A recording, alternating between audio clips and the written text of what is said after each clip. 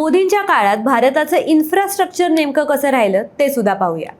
मंडळी, अर्थव्यवस्था ही आपल्याला कागदावरती दिसते, पण इन्फ्रास्ट्रक्चर हे रस्त्यावरती, आकाशात, रोजच्या दैनंदिन आयुष्यात आपल्याला दिसतं. याच्यात पहिलं आहे राष्ट्रीय महामार्ग. 2014 मध्ये देशाचे राष्ट्रीय महामार्ग होते 91,287 किलोमीटरचे आणि आज ते झालेत 1,47,000 किलोमीटर इतके. म्हणजे दरवर्षी सरासरी 4,600 किलोमीटर्सचे महामार्ग बांधले जात आहेत. हे जगात सगळ्यात वेगाने होणाऱ्या हायवे कन्स्ट्रक्शनपैकी एक आहे. दुसरं आहे विमानतळं. 2014 मध्ये 74 ॲक्टिव्ह एअरपोर्ट्स आपल्याकडे होती आणि आज आहेत 160, म्हणजे 86 नवीन विमानतळं.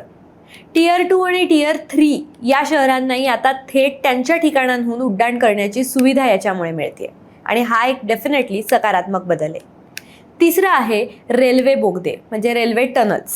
हा आकडा खरं तर खूप मोठा आहे. म्हणजे 1947 ते 2014 या 67 वर्षांमध्ये रेल्वे ट्रॅक्सवर फक्त 125 किलोमीटर्सचे टनल्स बांधले गेले. म्हणजे दरवर्षी फक्त ऑन ॲन ॲव्हरेज 1.8 किलोमीटरचे बोगदे बांधले गेले आणि 2014 नंतरच्या फक्त 11 वर्षांमध्ये 460 किलोमीटरचे बोगदे रेल्वे ट्रॅक्सवरती बांधले गेले. म्हणजे याचा वेग किती झाला तर दरवर्षी 41.8 किलोमीटर इतका, जवळपास 23 पट वाढ. चौथं म्हणजे वीज.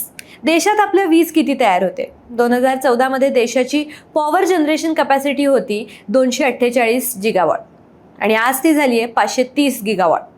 पण यातली खरी क्रांती ही रिन्युएबल एनर्जीमध्ये झाली आहे. 2014ला रिन्युएबल एनर्जीची कॅपॅसिटी होती 35 गिगावॉट आणि 2026 मध्ये ती थेट 231 गिगावॉटपर्यंत पोहोचलेली आहे. सौर आणि पवन ऊर्जेमध्ये भारत आता जगातल्या पहिल्या 5 देशांमध्ये. आणि पाचवं आहे इलेक्ट्रिक व्हेकल्स. 2014-15 मध्ये देशामध्ये फक्त साधारण 2,000पर्यंत EV गाड्यांची नोंदणी झाली होती. 2024-25 मध्ये ही संख्या वाढून ती आता झालेली आहे 17,84,000 इतकी, म्हणजे 890 पट वाढ. यामागे अर्थात पेट्रोल डिझेलच्या वाढत्या किमतीसुद्धा कारणीभूत आहेत. पश्चिम आशियातलं युद्ध, महाग झालेलं इंधन, या सगळ्याच गोष्टी यामागे कारणीभूत आहेत. पण पेट्रोल डिझेलच्या तुलनेमध्ये इलेक्ट्रिक गाड्या परवडत असल्यामुळे त्यांची मागणी ही आपल्याला 2014 पासून आत्तापर्यंत म्हणजे ओव्हर द पिरियड वाढत आलेली दिसून येते.